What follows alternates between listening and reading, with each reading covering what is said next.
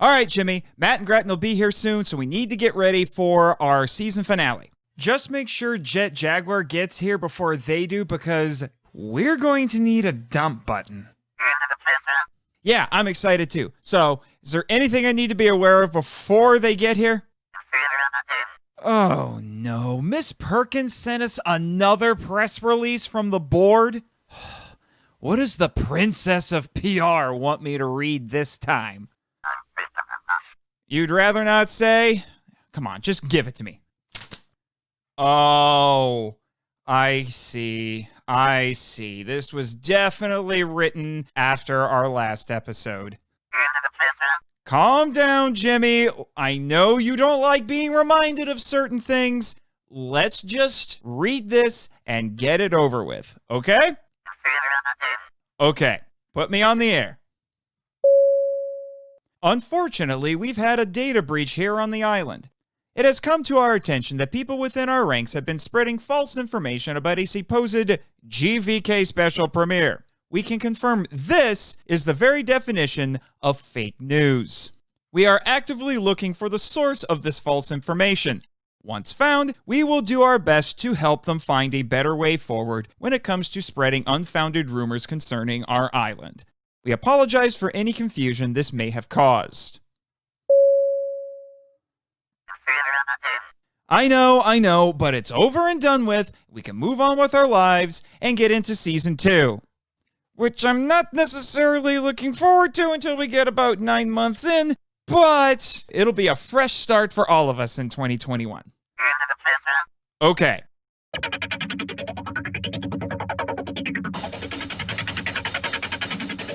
Live from Ogasawara, this is the Monster Island Film Vault, episode 31, Space Amoeba featuring Giant Monster BS.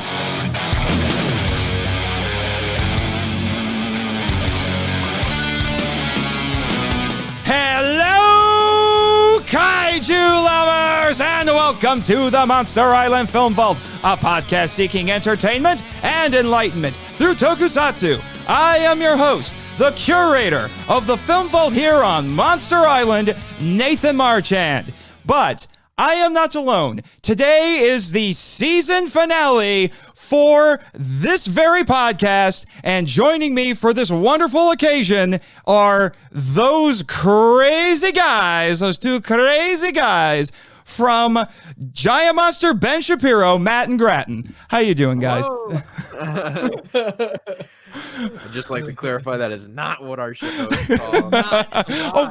That's no political affiliation. It is called Bull. That's not what the BS stands for? Okay. Yeah, it stands for bullshit. Yeah. Ben Shapiro is our mortal enemy. Oh. He's featured prominently in our theme song. It doesn't mean we like him at all. I would punch him. He's got good taste in podcasts, but I don't want to eat lunch with him. He's supposedly your biggest fan, right? We're the best podcasts in the country. Yeah, as he says, at least from his judging. But and who am I to argue with Ben Shapiro? I'm just saying. Many have tried and many have failed. I've seen the videos. Yeah. If you try to argue with him about the about our podcast being the best one in the country, he'll upload. Ben Shapiro destroys Godzilla fan. Yeah, Godzilla fan on best podcast in the country. Yeah. Shapiro eviscerates Ben Shapiro, master debater. Yes. Oh, really, Jimmy? You think you can take Shapiro in a debate? I'd pay to see that. Seriously. Shapiro destroys Jimmy. Ben Shapiro destroys Jimmy from NASA in debate over the space program or something. I don't know. Ben Shapiro freezes Jimmy, then smashes him with the hammer. An epic Smash Brothers battle. Ben Shapiro beats Jimmy from NASA. I now have this hilarious image in my head of Ben Shapiro picking up the Donkey Kong hammer and just running after Jimmy. He's coming to Smash Brother. I saw the leaks on 4chan. Oh, so they leaked it on. Ben Shapiro is going to come out in DLC. Yeah, Chan. Yeah, QAnon, whatever. Yeah. Except all he does is yell at people. Yeah. You know, it's kind of like Phoenix Wright in Marvel vs. Capcom 3. All he does is prosecute you to death. That's exactly right. That's exactly what he does. I've seen it in person. Yeah. Well, anyway, like I said, it's great to have you guys here. And Be here. yeah. So how did Jimmy get you here today, guys? Well, we actually were trying to go to a different monster island. We thought that this Epstein guy was gonna be here. Oh No. This is a different Godzilla monster. here, but Different type of monster. we actually we took our very own trademark Weedmobile.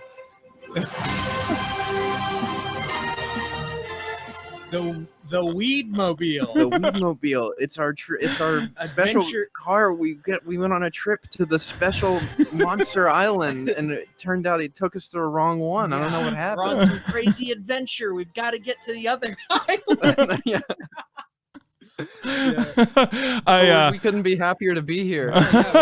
I'm glad you ended up on this monster island. That's very very good. I mean, I was aware there was another monster island that I know the board here has been really upset with. It's the one that was I guess sort of made into a movie by the Asylum. There's all kinds of legal shenanigans going on with that. And as for this other one you're talking about, I think I've heard rumors, Jimmy will vouch for me on this, there might be plans for the board to carpet bomb that one. I'm not sure. Yeah, I think I saw Jimmy on the flight logs to that island. Jimmy! Going over there. What the heck? What the heck, Jimmy? He's probably over there to save people. Oh yeah, that's I bet that's Probably it. Yeah. Oh, can neither confirm nor deny. Okay, yeah. Whatever, man. Yeah, just you know what? You can take the man out of the Air Force, but you can't take the Air Force out of the man. Sometimes there's some weirdness going on with Jimmy. I'm just saying. Well, yeah. It's a blessing in disguise that we ended up on this monster island, because even though these giant creatures are pretty dangerous and they wreak a lot of havoc, they're much less scary than whatever's going on. Yes. The dangers Most definitely. But speaking of an island of monsters, that's actually what I have you guys here to talk about, more or less. A different monster island, sort of. We're here to have you guys talk with me about Space Amoeba, which takes place on, it's... Celgio? Well, funny thing that you should mention that. I did a little bit of digging here at the Monster Island Library, the Sekizawa Library, and I found out that's just kind of how it gets translated, because you know that with Japanese, they swap the L's and the R's. It's actually supposed to be called Sergio Island because it was named after Sergio Leone. Wow. Geez, That's a deep dive. I had never, no idea. I never would. That's good trivia. That's really. You can thank John LeMay for that one. Thank you, John LeMay. Thank you. I love you. We all love John here. But yes, so it's a little bit strange. And you guys did an episode on it within, it was like the last year or so, I think. And I listened to that and I thought, you know what? I should have these guys on to talk about this movie, because your episode was very, very entertaining, I have to say. Well, thank you. We really liked this movie. It was one we had never seen, and it was a pleasant surprise. Yeah. And we're big fans. Yeah. I think. It was funny when I was listening, because usually in an episode like this, these extended minisodes, I've been calling them, I try to give at least something of a plot synopsis so people kind of know what's going on. I usually do it off the cuff. But as you guys pointed out in your episode, it's a little difficult to explain what happens in this movie, because it's a little bonkers. It really is. Yeah, especially we were going by the dub, and That's like that even makes things more- less clear. Yeah. Oh, yeah.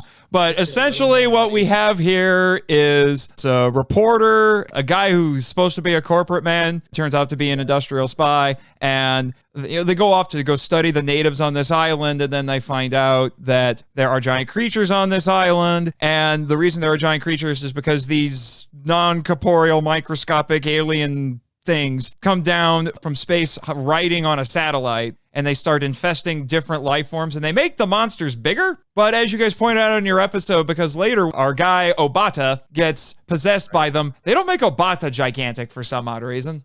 Unfortunately, they They not missed make an Obama, opportunity. Yeah. Oh my God, I literally just said Obama like without. I didn't even mean to. Obata. No, yeah. I don't know why they didn't make him big. Would have been easy. Just takes. Would have been great. Yeah, no. Have him fight. Would have been Attack of the Giant Teacher before Attack of the Giant Teacher. I mean, Yeah. pretty much. So there's all these shenanigans going on with these aliens who are trying to possess other people because, yep, you guessed it, they want to take over the world. Of course! We don't know exactly why, they just do. What's hilarious is they mentioned that they had evolved to the point where they no longer had arms and legs, and I thought, evolution is a jerk. Because now they're like, we have to possess people to do anything, but we're higher life forms. Okay. Yeah. So all of this, you got all of this going on, and then the characters are trying to deal with it. They fight the giant monsters, and then they have to deal with possessed Obata, and all kinds of crazy things start happening in there, including a bunch of stuff that doesn't really have anything to do with the monsters or the aliens. As I'm sure we'll get into, because for an 84-minute movie, this decided to cram a bunch of stuff into it. You get what you pay for.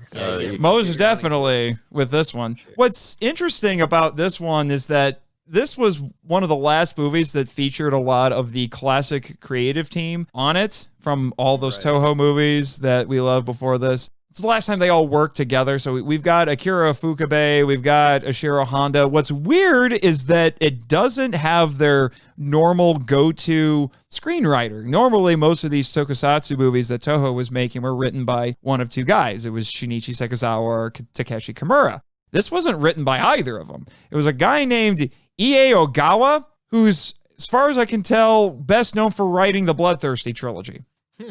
Which came after, the first one was released the same year as this, and then the other two came later. Busy man. Yeah. The other guys were busy too. It's also notable because this was 1970. There wasn't a Godzilla movie this year, even though they have been cranking them out pretty much every year for like 8 years at this point. And that's in large part because this was the year of the Japanese film crash. It's when the studio system ended. The 70s Toho movies, you weren't seeing all the same actors showing up anymore. Mm-hmm. Right. So this was the last one that was made under the studio system. It was also the year Tsuburaya died. Yeah, how did that play? I know he didn't do the special effects. But he didn't. His production did he die? It was right before production. He died in January of 1970. And there was actually a big to-do because Honda and a bunch of people wanted to have the movie dedicated to Honda. And Toho said no because they hated Honda. Not Honda. They hated Tsuburaya. Was that because he started his own company? That was part of it. It was also because, he threw his muscle around creatively at Toho and just said, hey, I want to do what I want to do. And the bigwigs at Toho didn't appreciate that. Then after he died, you want to talk about spiteful. After he died, they turned Tsuburaya special effects shop into a gift store. Damn. Yeah. Was there a point where Tsuburaya was working on his own stuff and anything at Toho, or was it completely one or the other? Yeah, did he drop off? Or? I think around 1966. So around Ebera Horror of the Deep, because after that it was his protege Sadamasa. I'm trying to find his first name here, but he started picking up a lot of the slack after that. Sadamasa Arakawa. There you go. Classic. And apparently the disrespect that the Toho bigwigs were showing to Tsuburaya because of that, Arakawa quit, never went back, and more or less retired after that. And Honda quit and didn't want to ever work with Toho ever again. And how they managed to get him to come back for Terror of Mechagodzilla, I don't know. Yeah, because that was his... this was, his second to last movie? More or less. He did work in television after this. So he worked on Zone Fighter, Return of Ultraman, TV work. Yeah, so this was kind of end of an era. Yeah, it's the end of kind of the first half of the Showa era, I would say.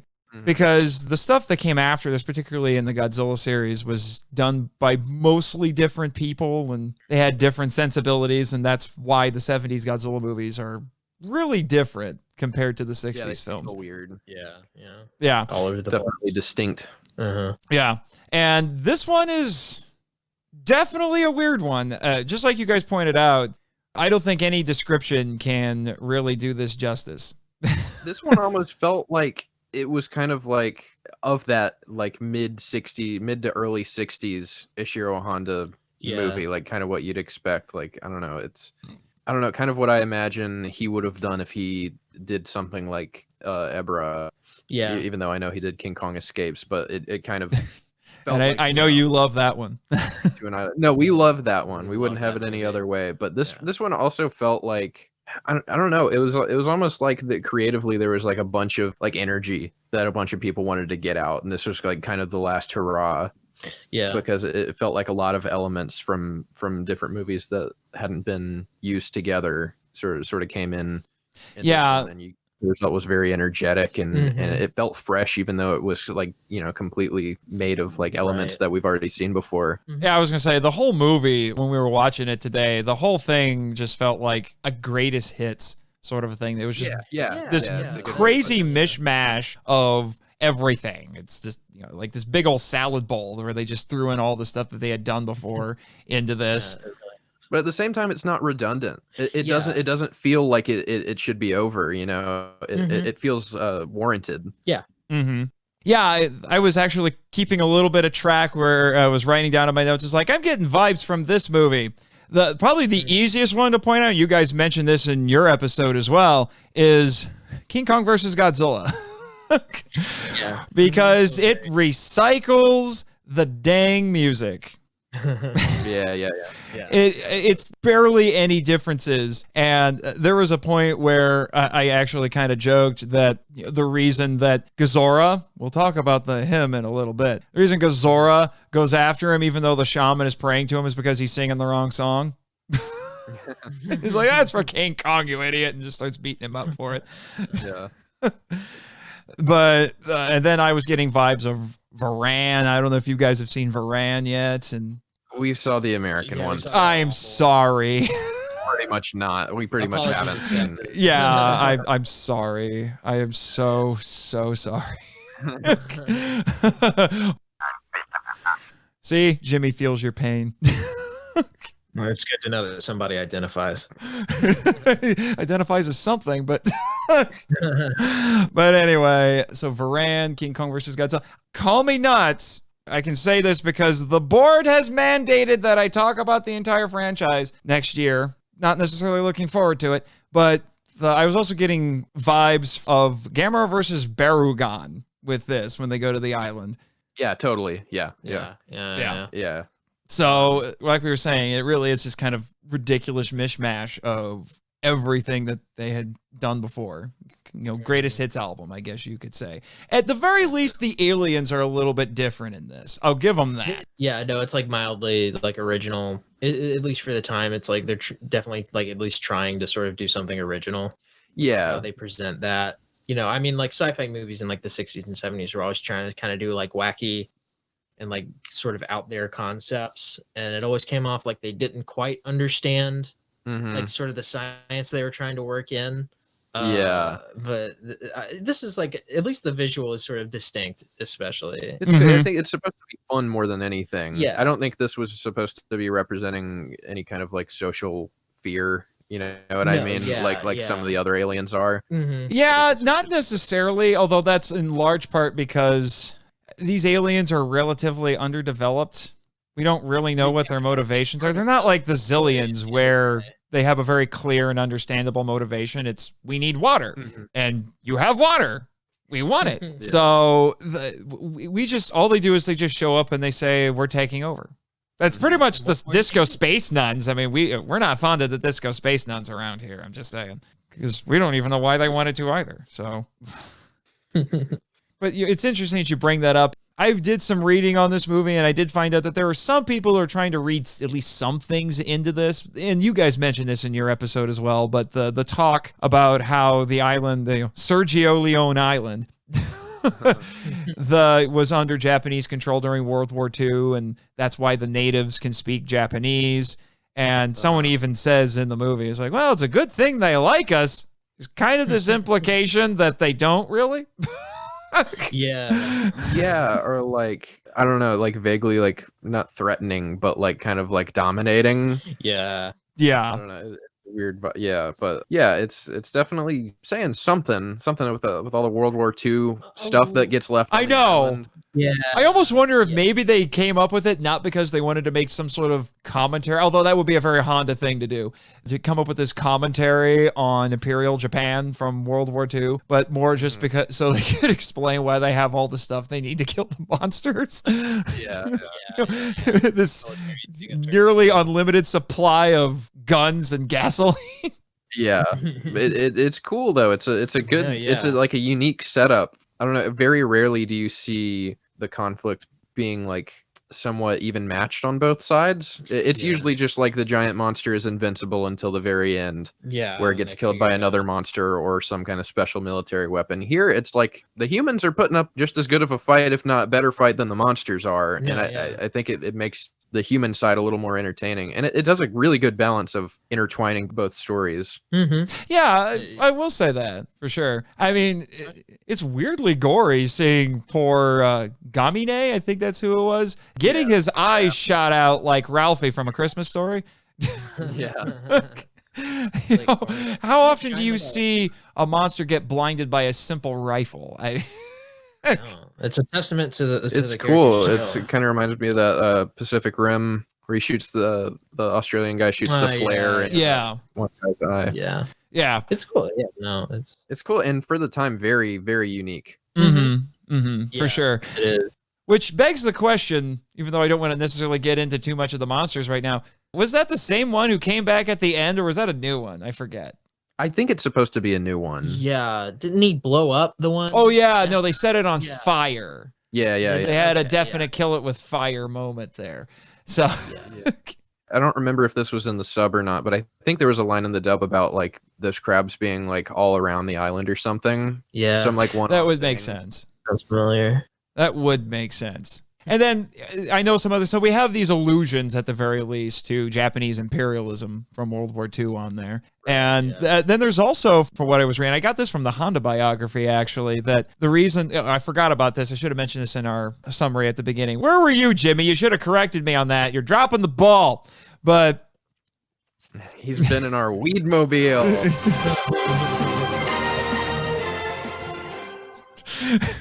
He's been having too much of a good time in our Weedmobile. What'd you say to me? What did you just say to me? Don't you ever call me that again, Jimmy. I can't believe you just said that to me. Jimothy. I like that one. Calm down, Jimmy. Calm down. Jimothy, I should say. But no, they're going there because they want to build a resort. Oh, that sounds a little bit familiar. We got a resort here, so if you guys want a place to stay for the night, I can put you up. But as long as you've got a place for us to park our Weedmobile.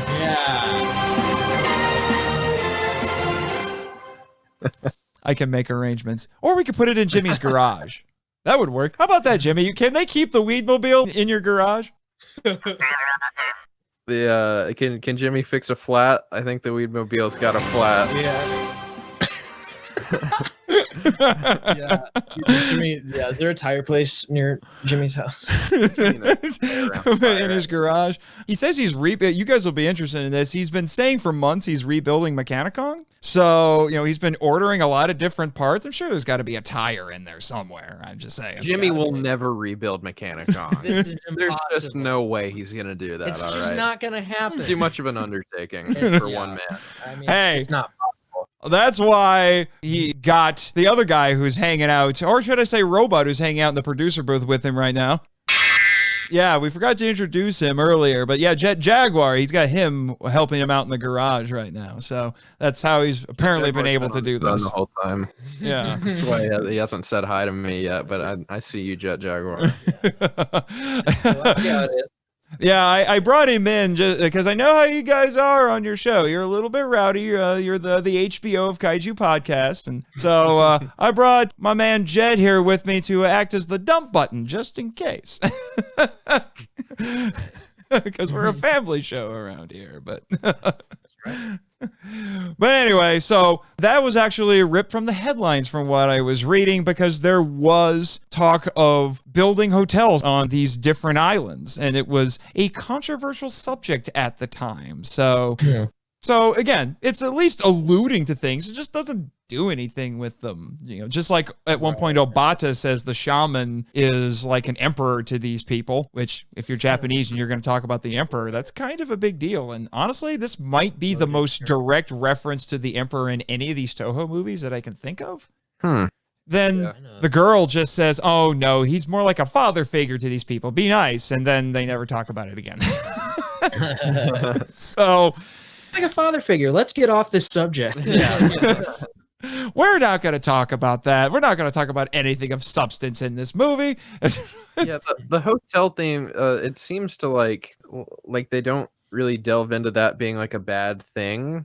You know what I mean? Yeah. Like they sort of bring it up and like, yeah, Obata's like painted in a bad light. Yeah. But they never really go into like, maybe it's not morally right to build on here because these people have their own lives going. They just seem to be like, oh, a hotel, and then they like party with these islanders for a while. Oh yeah, yeah. We'll get into that here in a second, because what the heck?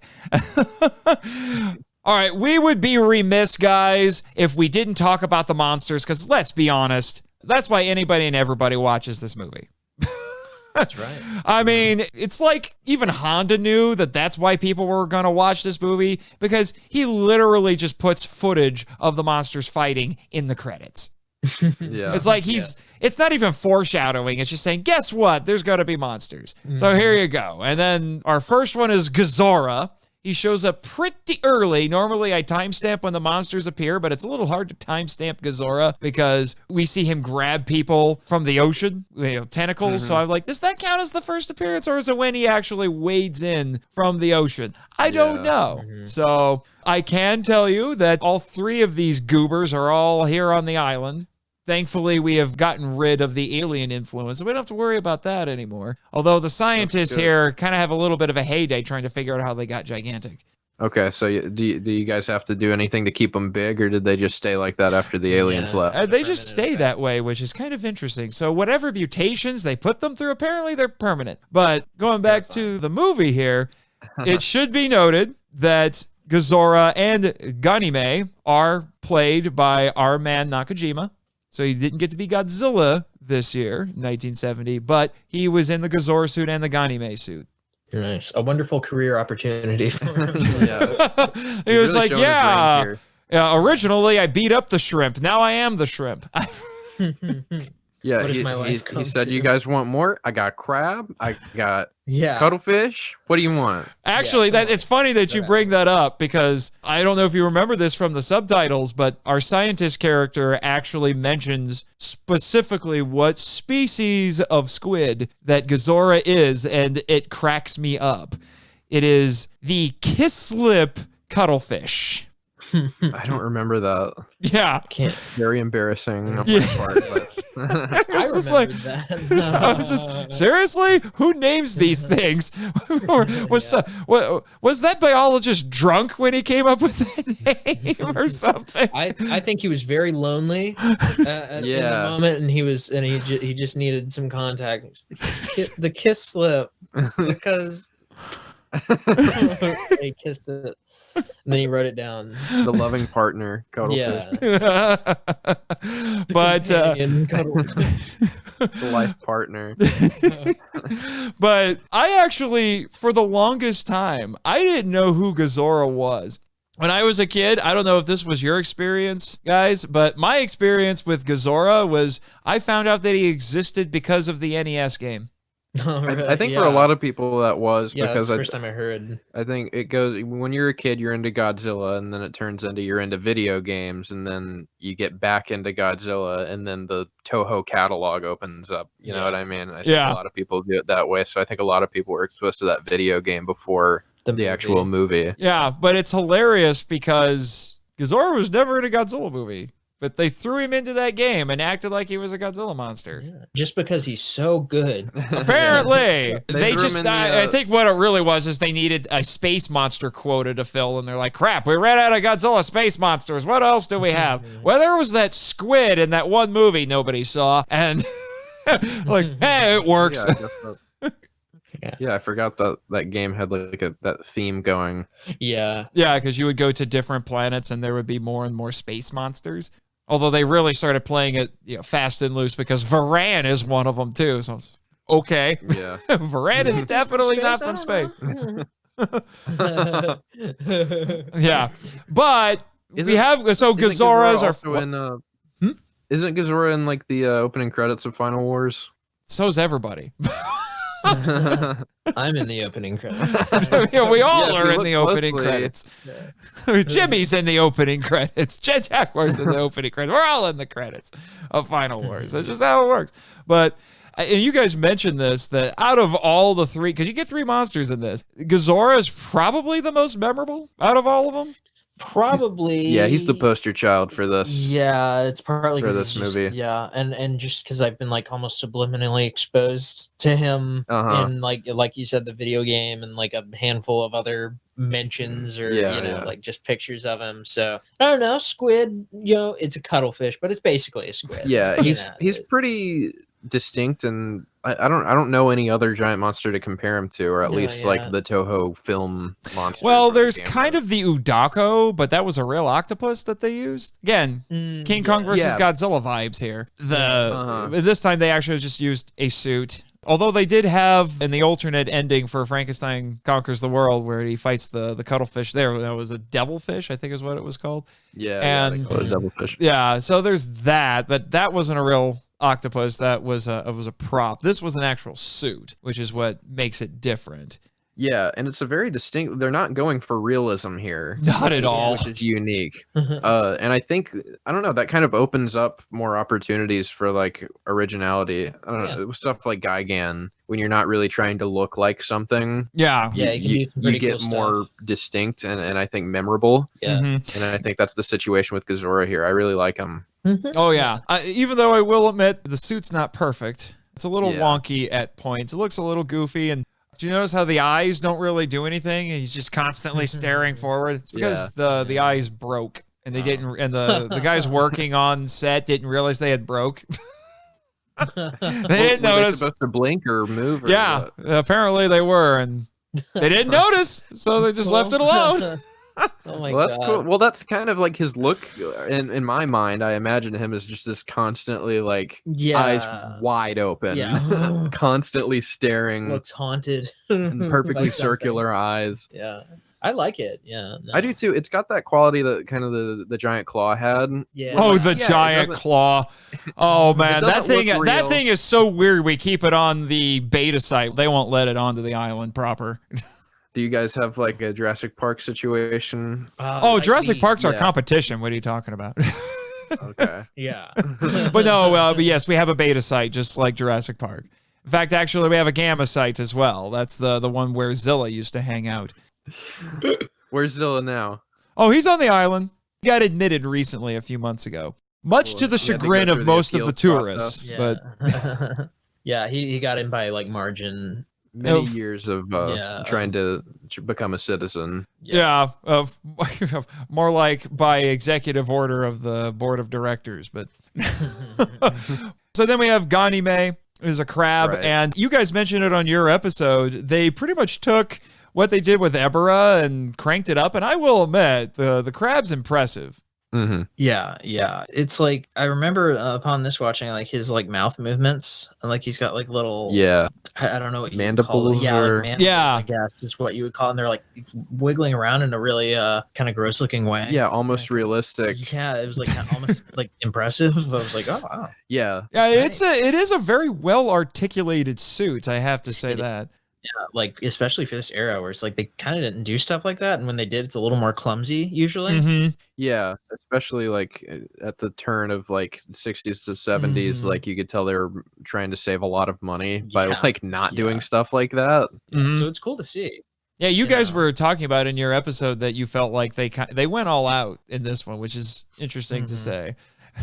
Yeah. Yeah, it really does feel like they did. I like the crab. It's like not crazy memorable, but for a giant crab, it's pretty good. Yeah, as giant crabs I've go. seen worse giant crabs. Yeah. Occasionally, Ganime and Ebra get into fights here on the island, which is it's a little bit amusing to watch. Heck, there's even a fighting game. No joke, this exists. I can't remember what the title of it is offhand. That's something for you to look up later, Jimmy. That is literally a fighting game where the characters are crabs and lobsters. And I've seen that. That's awesome. I think it's called like Battle Crab or something. I could be wrong on that. Sounds right. Yeah. You can like level up your crab and yes, and they can get, start like, picking up weapons. bigger weapons. So you literally have lobsters holding giant knives trying to slash other crabs. And it's the most absurd. And what's funny is there is a level where you're playing in a city, so it's like they're kaiju. So, fun fact, they're officially endorsing this episode. oh, of course they are. Of course they are. That's right. The lovely people who made that. The lovely people over at Red Crab Lobster. Studios, Yes, owned by Red Lobster. Yeah. They make video games, in case you didn't know. It's a little side hustle that they do. Yep.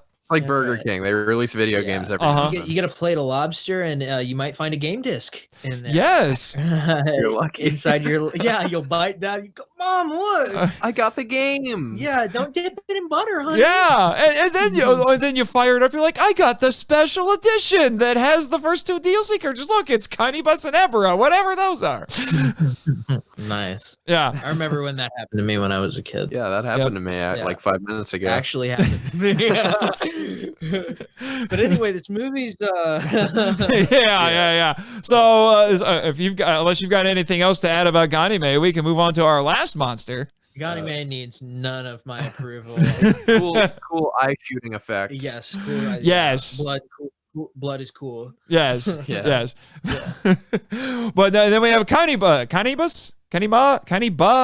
Hey, I'm screwing up the pronunciation already. Cannabis. Cannabis. Cannabis? Like the Weedmobile? Yeah, there you go. Yes. It's an interesting idea for a monster. Extendable neck. What did they say he grew up from? Well, they show him like when he's like Hey, he's a real Mata turtle or Yeah. something, you know? Looks like they've got some paper mache on his back. Yeah. I like to call him low rent Toho Gamera. So yeah. And every time they watch the big fight at the end when he shows up and he's extending his neck, all the Freudians are like phallic symbol. But Yeah. If you want to do a Freudian reading of this movie. There's a lot of like turtles. Like there's a turtle episode of Ultra Q, and there was this, and there was obviously Gamera. I feel like there's one other thing that I'm forgetting, but there seems to be like this little fascination. I don't know if turtles were in the 60s to 70s, but I think part of it, because I've done some research on it, is if you've watched Gamera 3 when they're talking about the guardian monsters from the different places, you know, the guardian of the north and south and east and west and all that, and one of them is a turtle. That's all from Chinese mythology. Okay. Oh, really? So that's probably where the idea came from. I would not be surprised. Right, yeah. That's cool. Yeah. Yeah, I like the idea of mythology trickling into their movies. Yeah, and their pop culture and stuff. Yeah. Cool. So we get to the end of this movie, and the big climax is Ganime 2, Ganime Jr., whatever. The cannabis, whatever you want to call him. And so they're the climax. And is it just me, or does we get to the end of this movie and it's a pair of monsters that haven't really been essential to the plot, and all the characters who have been essential to the plot are just sitting around watching? Yeah. Well, they duke it out, so I'm just like, I'm not invested in this. It looks cool, but I'm not invested. Right. Yeah, that is the worst, or not the worst part, but like that's one of the weak weird. moments. Yeah, it's like kind of weird that they didn't find a. Yeah, it's a little something. misguided, and the fact that Gazara is not like the last one standing. Yeah, I know. The best monster, arguably in the whole movie, the best known for sure, and he's not in the climax. Yeah, strange. It's weird. I still like the movie. I think they redeem themselves in funny points when Obata. I don't know if you're ready to get into this, but when he makes the ultimate sacrifice. Yes, let's get into that, because it is a interesting thing. In the original script, he doesn't die. it was Honda's idea to do that. Nice. Because Honda's got this thing for heroic sacrifices. Yeah, He really do.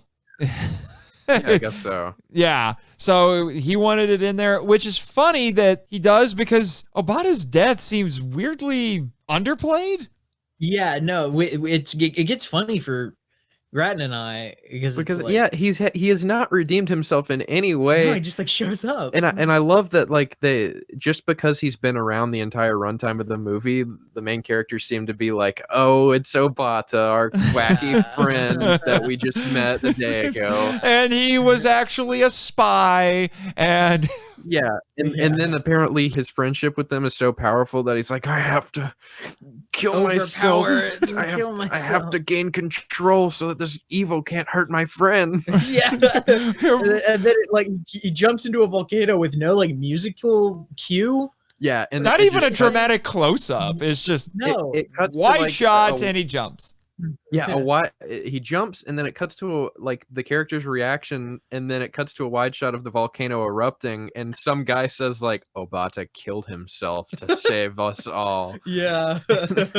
And you just seeing that text overlaid with that image, and knowing that it's what you're supposed to understand is that he just killed himself. Right. It's like really funny. It's so funny. Yeah, you get an excuse to use Jet Jaguar there. Yes, I do. But yeah, it is odd. It is really odd. I don't know. It's just it's one of those things. When the first time I watched this movie, I didn't think it was necessarily that great. When I watched it again today with you guys, I thought, okay, this is better than what I remember the first time I watched it. But I can see why it's at the best a lesser classic in the Toho catalog, because it's it doesn't reach the same heights as nearly everything else that Toho was producing at the time. No, that's not to say that it isn't fun. It's certainly fun. Yeah. It's happening like in a valley between like the highs of like Astro Monster, and then you get like a little lull where you've got Godzilla's Revenge, or what's the other title for it? Destroy All Monsters, or All Monsters Attack. All Monsters Attack, yeah. And then it comes back up with the Mechagodzilla movies at the end. So you're in a little bit of a lull, a dip right there when this takes place. So it's, I don't know, I like it better than All Monsters Attack. Yeah, I think a lot of people would agree with you there, and they would be wrong, because All Monsters Attack's not nearly as bad as people want to say it is. My opinion. Well, that's your opinion, and yes, it's fine that you can have that opinion, I guess. It's a free country. I'm allowed. It's a free country for now. For now. Who knows what the board has planned? I mean, I've been joking that they're my Orwellian overlords for a reason. But so is the island like a state, like not a state, but independent nation? I'm sure the board would like it to be, but is it owned by the U.S. is what I'm getting at. No. It's Ogasawara. It's owned by Japan, most definitely. It's its own free country. Yeah, apparently. That's, like I said, that's what the board would want. Okay. But no, we can start wrapping up here pretty quick, because I do have time frames that I have to make sure that I stick by. But I did have some funny little remarks and facts that I wanted to run by you guys that you would probably find amusing. Like, did you ever hear what Teruyoshi Nakano's theory was for why Space Amoeba underperformed at the box office? Nope. I don't think so. Lay it on us. Come on. It's because he thought the names of the monsters were silly. It is legitimately his theory. He says they should have called Gazara Gasoi, because it sounds like what people say when they order sushi. Well, that would have been much better. Yeah. No, he's watching this giant squid get attacked. Yeah. He's attacking a bunch of island natives, and he's like, that name is just absurd. I just can't get over the name. Yeah. I'm sorry. My suspension of disbelief is broken. Can you imagine if he was named Gasoi and the natives are screaming? He's like, oh my gosh, it's Gasoi. And then everyone's going to be like, suddenly I'm hungry for sushi. You want to get sushi after the movie? You should check out the sushi bar here on the island. I hear it's pretty good. So, speaking of Gasoi, but we're a little bit hungry because we've got the munchies from being in the Weedmobile. Yes. I'm sure Jimmy's hungry too. Right. So, Yeah. There's a line early on from I think it was Obata. He's the guy in the airplane, right? No, that was our reporter character. That was Kenji Sahara, and he's just randomly saying while he's in the airplane. He's like, "I wish I could go into space. Earth bores me." Yeah. And I immediately thought, you know what? I think that was something that Jimmy would say. Yes, I know. It was your entire childhood, I'm sure. And then the scene after that, the girl's boss, when she starts really like, I really like this guy. I'm going to start following him everywhere. And I thought, her boss takes his fashion sense from Pee Wee Herman. Yeah, you're not the first person I've heard say that. I saw another video. Highly accurate. Yeah. Accurate. You can talk. It's a good look. Yeah, I like the fit. Yeah. Suit with a red bow tie. Yeah, it's prim, it's proper, it's put together. I'll take one. Yeah. I'll wear that to court. Actually, I take it back. That wasn't Kenji Sahara on the airplane. I got that wrong. You're losing your touch, Jimmy. I think it was actually Akira Kubo. Akira Kubo, yeah. Yeah, it was Akira Kubo. Kenji Sahara is Obata, and he's wearing that white suit the entire time, and it must be magic, or it's made out of some sort of fabric that has turtle wax in it or something, because it never gets dirty. He's running around on this hot, sweltering island, and it never gets stained. Ever. He's just that cool. He stays cool. And his sweat, his red tinted shades. Yeah. Yes. Yeah. I don't think he ever takes them off. So he loses them at some point, right? He does.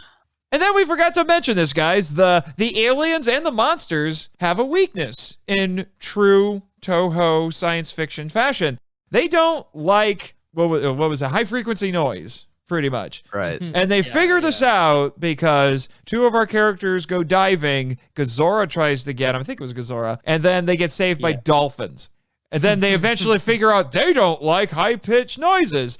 So it's just like their clicks and their echolocation. They don't like it. Okay. What were they telling the monsters? So long and thanks for all the fish? Okay. Nice. I mean, we all know that dolphins are the most intelligent life form on this planet, and they know that it's getting blown up to make way for a subspace highway. So, yeah. Well, they've got another weakness, which is volcanoes. Yes, that's right. That also helps. They make sure to tell you that it's like nothing can survive a volcano. They're definitely dead. Unless it's Godzilla. He's only been dumped into a volcano at least a couple of times. I'm just saying. Yeah. Some things. In this situation, Godzilla's a little bigger. Yeah. A little tougher. Also, I also realized watching this, particularly with the subtitles, that Akira Kubo's character's name is Kudo. So I guess whenever he saves people, he gets kudos. Oh, shut up, Jimmy. You thought it was funny. Yeah, I'd give that a round of applause. Yeah. Oh, Jimmy doesn't know what he's talking about. Yeah, Jimmy. I'll give you kudos for that one. There we go. Well, we definitely know that girl wanted some kudos. She wanted all kinds of kudos. That's why she went running on this trip. Yeah, she wanted to get a little kudo inside her. Yep. There's even a point. What I think is funny is there's a point where she actually says, I could use a gun too. And I wrote my notes that Kudo is probably thinking, this is the late 60s, okay? Early 70s, Kudo's probably thinking, girls can't use guns. Because that's ridiculous. That's crazy. No. That would have caused the movie to tank. Yeah. Forget about the funny names for the monsters. No, they're like, you gave a girl a gun. Nope. Sure, 1 star. Don't go see this movie. Nope. 2 thumbs down from the non-existent Siskel and Ebert. Well, a girl used a gun in Giant Claw, yeah. But see, that's the Giant Claw. Yeah, it gets a pass. Yeah, that's too scary to. Yeah. Wherever they were, Canada was more progressive. I guess. And then I noticed that maybe it was the subtitles. Maybe it wasn't aired the subtitles. You guys have seen the dub version, so help me out here. It seemed like our resident aliens couldn't figure out what pronoun they wanted to use because sometimes they said I or they said we. I mean, come on, guys. Pick one. Stop being confusing here. I don't know. I don't know if it's like it's a weird situation. I don't know if it's like a mistranslation, if it's like messing up like either in subtitles or dubs, where I don't know if it's like them messing up. I don't know exactly how Japanese grammar works. Yeah, I'm still trying to figure it out, and I work with Japanese people, so. Well, I mean, it's like it just might be messed up from that, maybe. Maybe, I don't know. But did you notice that Obata suddenly, when he got possessed, he suddenly had eyeshadow? Yeah. Yes. I was like, where did that come from? Apparently, when you get possessed by aliens, you get eyeshadow. So I guess you become goth or something. I don't know. And strong, a little bit strong. And strong. What was it? 10 men or 100? I can't remember. It's a lot of zeros. Either one. I mean, at 100 men, it's sort of, it might as well just be 10 men. 10 guys is pretty strong. Yeah, 10 guys can lift one guy just as easy as 100. Yeah. So. Yes. And now, okay, we can't get through this episode without talking about some of the craziness with the natives. So we have, just like in Rodan, I forgot to mention that, like in Rodan, we got an amnesia thing going on here because apparently Rico, once he sees Gazara, he's so freaked out, so scared that he just becomes catatonic and he loses his memory and he just gets escorted around by his admittedly very attractive native girlfriend.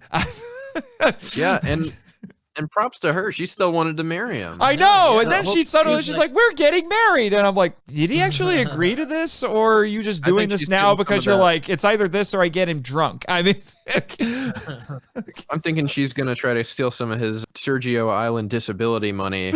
Yeah. She's like, he's in love with me. Look. No, but yeah, it was his amnesia, if that's what you want to call it, or his whatever kind of state he gets put into is done a little less tastefully than the situation in Rodan. Yeah, for sure. And I'm just, okay, guys. Yeah, you have fun with that. And then the whole rest of the plot stops and everybody forgets that they're on an island of monsters. Like, sure, let's have a wedding and we'll take pictures. I love that. I love that. It's wonderful. So much. It really is. It's wonderful. And then they actually bring the plot back because the Akira Kubo snaps a few pictures and then suddenly the camera flash fixes Rico. Yeah. And he's like, oh my gosh, I remember everything. And you're crazy, woman. Yeah, not really, but it is nuts. It is nuts. And then, because they figure out the whole echolocation thing, we also find out that not only are there dolphins in the ocean, but there are bats in every cave. So Obata is running around burning bats. He is dousing bats in every cave. With gasoline and lighting them on fire. And he almost gets away with it is the thing. He gets close to burning every single bat. He's one cave away. Yeah.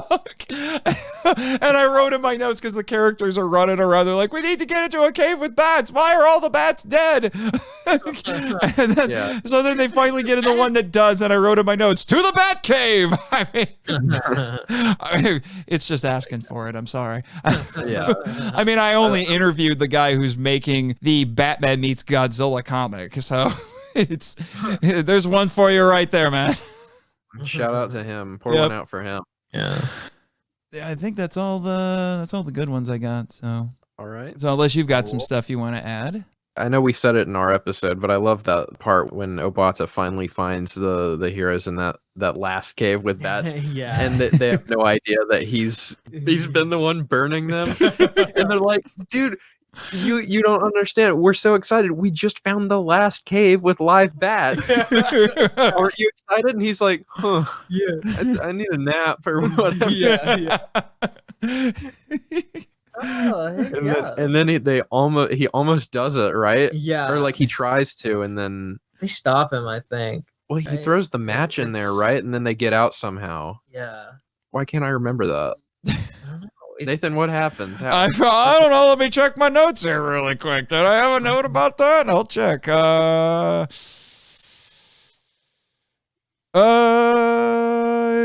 I don't have anything about that. All I have is a note about how Sahara's facial expressions get ridiculously unintentionally funny. Yeah. Because We you're got like, so scared by this movie that we got amnesia.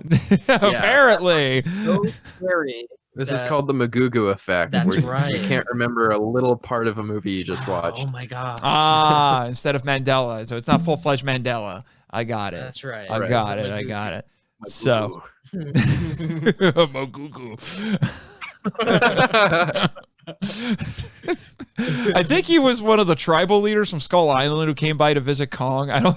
Mr. Magugu. Chief Magugu. Chief Magugu.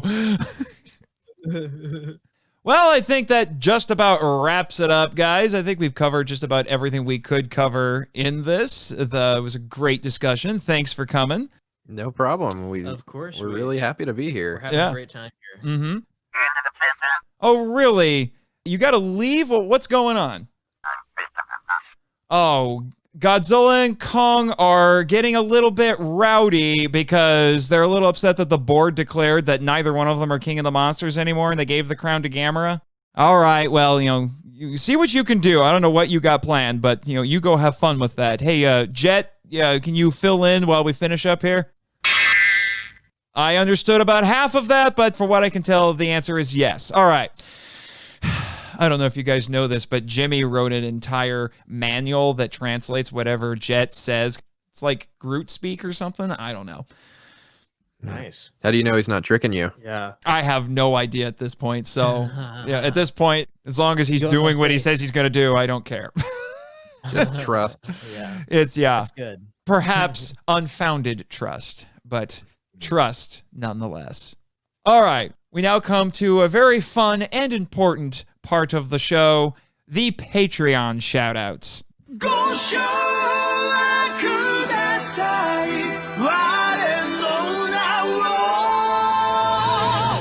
Danny Demana! Chris Cook! Michael Hamilton! Eli Harris! B-X! Travis Alexander! That was a good one, man. It's the problem with having a monosyllabic name. I'm sure Bex will think it's funny. All right. Well, as I said at the beginning of this episode, this is our season finale. I was a little disappointed it wasn't Godzilla versus Kong, but that was a whole to-do, both on and off the island, let me tell you. But I'm glad that I brought you guys on here because you guys brought the party where there needed to be a party, because I thought, really, I'm going to finish on Space Amoeba, but then I remembered, oh, wait, I've got those two wild and crazy guys coming on here. That makes it that much better. That's right. Yeah, we love to talk about this kind of stuff. And couple party guys. And that movie's fun. No, yeah, it for real is. It's a good time. Yes. Especially if you like this kind of stuff. Oh, yeah, definitely. And if you do want a movie that you can kind of laugh at a little bit and riff at it, like, we kind of did today, this is a good candidate, I would say. Yeah, absolutely. Absolutely, yeah. Yeah, but just to let all of you know, kaiju lovers, starting in our next episode, the beginning of season 2 of the Film Vault, we will begin what the board has so aptly termed the Year of Gamera. We will be spending all of 2021 going through the Gamera franchise. I know, I can tell you're just as excited as I am. Like I said before, there's 12 of them and 4 of them are good. But we'll be starting with the original Gamera film starring Kenny himself, Gamera the Giant Monster. And then our next episode, the next extended mini analysis, as I like to call them, will be the Submersion of Japan. Have you guys ever seen Submersion of Japan? No, I haven't. No, I don't think so. Yeah, that's one that's worth tracking down. It's a very, very interesting movie. And for now, my planned guest for that film will be YouTuber and filmmaker Adam Noyes of AN Productions. Give a round of applause for all that. Yes. I mean, it's apt for you guys because you're in film school. So that's right. I mean, you skipped out on the first couple days of finals so you could be here. I mean, I was in college once. I know how this works. Yeah, I may or may not have gone to see a Star Wars movie premiere when I should have been studying. But anyway, so that's what you have to look forward to at the beginning of 2021 because, hoo boy, we'd all love to put 2020 behind us. Oh. Get it out of here. Get it out of here. Yeah, kick it right out. But no episode of the Monster Island Film Vault would be complete without shameless self-promotion, so lay it on us, guys. Well, I'm Gratton. I'm Matt. And we have a podcast that we've been doing for a few years called Giant Monster BS, where we talk about stuff just like we did today. And we've also got a podcast that we did during the month of October of this year, which we'll be following up next year with a similar podcast. But we've got 16 episodes, something like that, for you guys to listen to. Like that. Who cares? we review Amityville movies, and then we end up reviewing Psycho movies. All movies. We love talking movies. If you want to follow us on Twitter, look up Giant Monster BS. You'll find us somewhere. We've got the little pastel colored logo. We've got an Instagram, which is dead because I don't like Instagram. But if you want to follow us because it makes you feel better, we'd love that. I think I followed you guys, but sure. I would not know. I've not been on that account in a long time. But we're very active on Twitter. And if you like memes, if you like us, if you like our sense of humor, we're there talking about Giant Monster movies. And we're actually going to start recording some new episodes soon. Don't know when this episode's coming out, but this episode will come out a couple days before Christmas. Okay, yeah. Well, it's going out live right now to the island, but the podcast version will be a couple days before Christmas. Right. Coolio. Well, nice. Hopefully we'll have some new movie reviews coming out. War of the Gargantuas, Terror of Mechagodzilla. Oh, I like that one. Anything can happen. And many more. All right. These are endless. Much like the multiverse. Gotcha. I swear it wasn't me. I told you not to help that damn dog catch Zilla. He's toe jam now. You what? Say that again, Jet. Godzilla and Kong are fighting Jimmy? How? Holy shit. Shiitake mushrooms. We're still on the air, guys. Oh my god, I want it. The son of a gun finally did it. He rebuilt Mechani-Kong. But Jimmy is letting that beautiful robot get the shiitake kicked out of him. Then why doesn't that Iron Ape ball it up and throw it back at them like a real monkey? Jet, why aren't the security forces, or I don't know, you doing something about this? You fought Megalon and Gigan. Gigan was pretty big. I disagree. Whatever. We gotta do something. We can? What's this? Oh. But he sends you porn? No, Matt, but did you guys ever play Mech Warrior? Thank you for listening to the Monster Island Film Vault, a podcast produced and hosted by Nathan Marchand. If you enjoy the show and want to join the discussion, we'd love to hear from you. So email us at feedback@monsterislandfilmvault.com. Your message could be read on a future episode of the show. Our website is monsterislandfilmvault.com. Follow us on Facebook and Instagram at Monster Island Film Vault, and on Twitter, where our handle is TheMonsterIsla1. You can also follow Jimmy from NASA on Twitter at NASAJimmy. I have fulfilled my contractual obligations. The podcast logo was created by Tyler Souls from TylerDrawsComics.com. Our theme song is Wander on the Offensive, live edit by B33J, Sarax, Juan Madrano, and Nonsensical Lexus, which is a remix of Counterattack, Battle with the Colossus, and The Open Way, Battle with the Colossus by Ko Otani from the video game Shadow of the Colossus. It can be downloaded from ocremix.org. All film and audio clips belong to their respective copyright holders, and no infringement is intended or implied.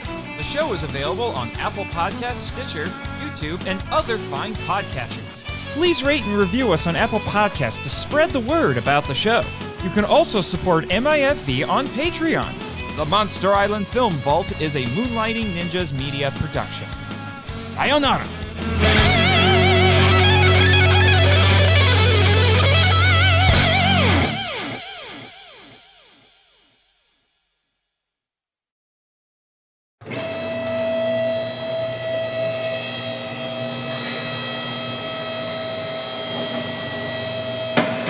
Launch Uberbogara!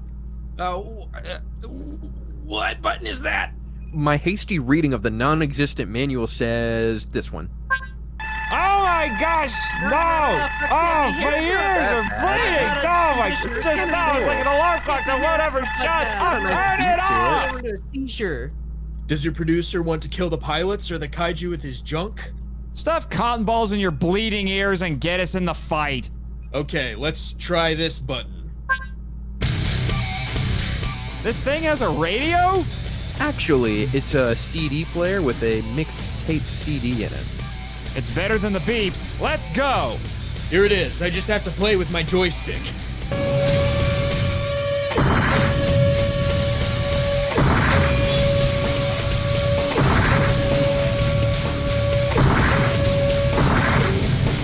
Gratton, activate weapon systems. Okay, just give me a second to... Uh-oh.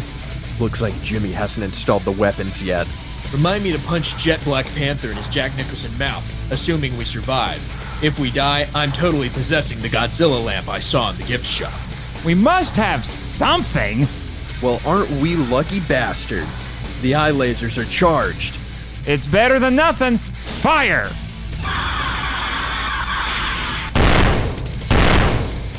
That got their attentions. And piss them off. Here they come. Hit him again!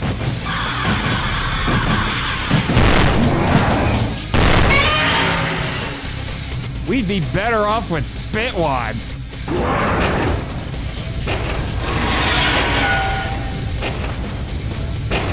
Matt, screw their big fugly faces with our drill nose. Screwing now! Yeah! Do it! Yeah! Stick it to him! Yeah! Kill time. Yeah! Kill him! Yeah! No! Well, don't kill him, but stab him! Yeah! Yeah! Oh my God! No! No! No! Game over, man! Game over! What the? It sounds like me on a Wednesday when I come home to a nice home-cooked dinner. It's the Orca, you idiot! The machine the crazy lady made to communicate with Titans in King of the Monsters. I guess Jimmy finally got the parts. Look, it's Mechani-Kong. And he has a new light on the top of his head that's pulsating with the Orca transmissions. He installed it into the robot monkey? That's badass. He's gonna have a heck of a time explaining this to Monarch.